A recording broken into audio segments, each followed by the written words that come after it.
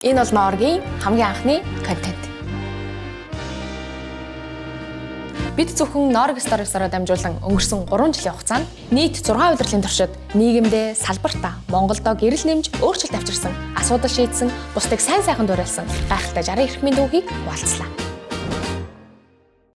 Роботгаар бүтээдэг тулгаагаас эхэлсэн бидний аялал, говьд 60 мянган мод ургуулсан залуу, Улаанбаатарыг Бутанаас салах шийдлийг бүтээсэн хүн, захим тохооны хэлмэрчийг бүтээсэн залуу, модын болдоо, тэрэлтэд онгоцны анхны эмэгтэй эсгэгч, хэдийн хөгжлийн мэргэжилтэйч франчайз эзэмшигч болсон охин, Каннын кино наадамд анх удаа оролцсон найруулагч, луу тоотыг нээж илрүүлсэн археологч, эд шидтэй өвлийн өвөө, Google-д ажилласан анхны монгол хүн, гоц ухаантай үгүй төрдөггүй харин өсөгдөг ээж, ундаг дугуугаар англи хүрсэн залуу, хогийн цэг цэцэрлэг барьсан эмэгтэй, хаалттай нийгмийн үед шог зураг зурсаар байсан эрхэмгээд бүр болоогүй өөрийнхөө цагаан үс, давны синдром, харааны сонсголын бэрхшээл бүр хор тавдар байсан ч тэмцээр, хичээсээр, бүтээсээр яваа тэдгээр хүмүүсийн түүхийг бид өнгөрсөн хугацаанд 14 сая үзэгчдэд хүргэжээ.